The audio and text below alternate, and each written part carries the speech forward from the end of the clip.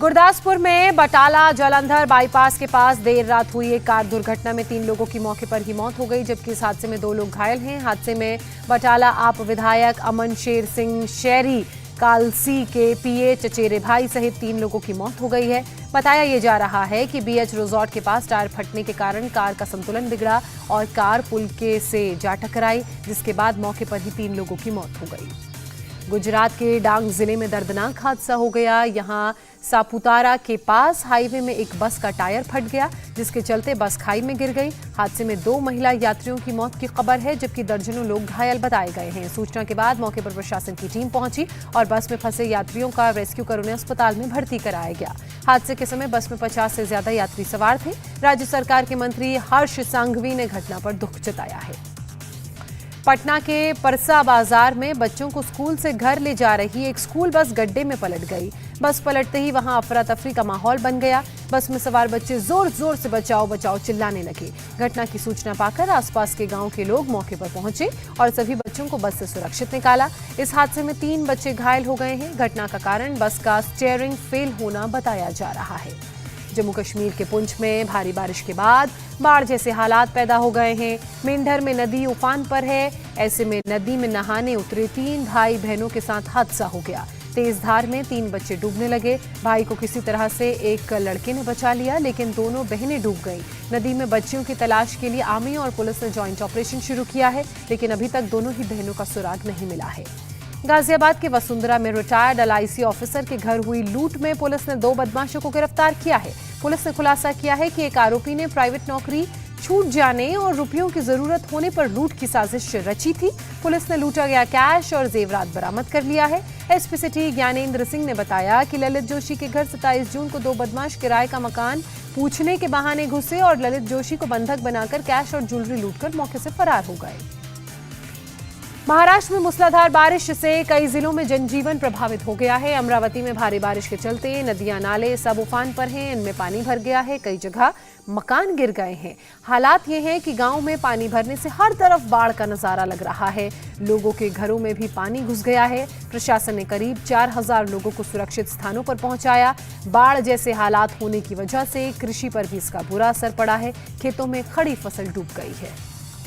हिमाचल प्रदेश में भारी बारिश का ऑरेंज अलर्ट जारी किया गया है और इसी अलर्ट के बीच सोलन में पहाड़ दरकने का सिलसिला शुरू हो गया। सोलन के कसौली के मशोबरा के एक निजी होटल के पास खड़ी गाड़ी पर पत्थर गिरने से कार को भारी नुकसान पहुंचा। गनीमत ये रही जिस दौरान ये पत्थर गिरा उस दौरान गाड़ी में कोई मौजूद नहीं था, जिसकी वजह से जान को कोई नुकसान नहीं हुआ। बारिश के कारण लैंडस्लाइड होने की वजह से पहाड़ों पर हमेशा जान माल के नुकसान का खतरा बना रहता है। पुणे के दत्तावाड़ी में तेज बहाव वाली नहर से एक शख्स को बचा लिया गया। भारी बारिश के कारण नहर में काफी तेज बहाव था, जिसमें एक शख्स बह रहा था।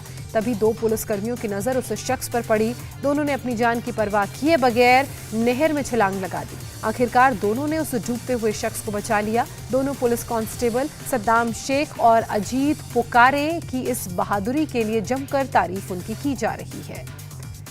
उत्तराखंड में हो रही बारिश के कारण जगह जगह जल भराव और जनजीवन के अस्त व्यस्त होने की तस्वीरें सामने आ रही हैं। हरिद्वार में कुछ ही देर की बारिश की वजह से जगह जगह जल भराव हो गया। इससे लोगों को परेशानियों का भी सामना करना पड़ रहा है।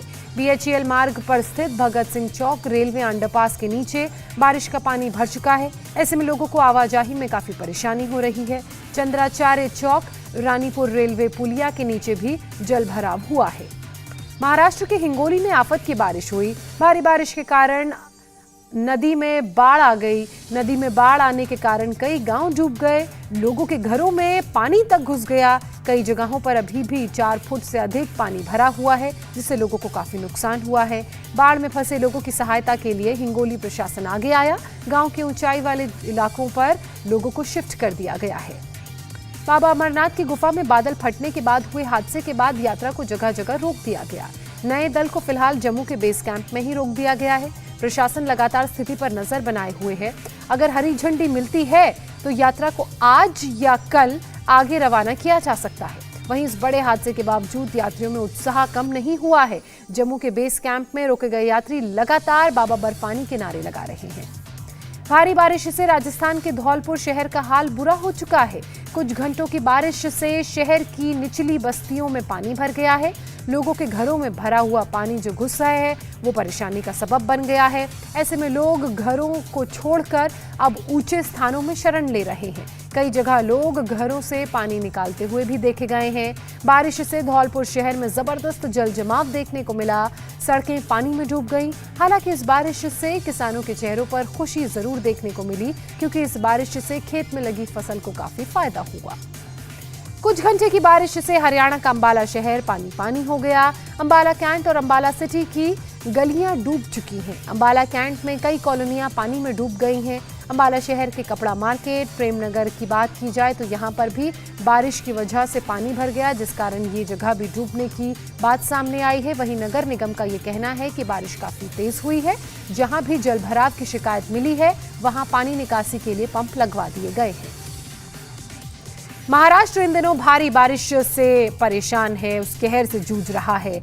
कई दिनों से हो रही लगातार बारिश से कई इलाकों में बाढ़ जैसे हालात पैदा हो गए हैं। गढ़चिरौली को ही देख लीजिए, यहाँ पर हालात गंभीर बने हुए हैं। भारी बारिश के कारण यहाँ के लगभग 128 गांव से संपर्क टूट चुका है। हालात ये हैं कि सड़कें भी पानी में डूब गई हैं। एनडीआरएफ समेत अन्य बचाव दलों को भी बाढ़ प्रभावित इलाकों में अलर्ट पर रखा गया है। अमृतसर में पुलिस ने गांव के साथ साथ सीमावर्ती इलाकों में भी नशीली दवाओं के खिलाफ तलाशी अभियान चलाया। आपको बता दें कि पुलिस को नशीली दवाओं के दुरुपयोग के इनपुट मिले थे, जिसके बाद ये कार्रवाई की गई।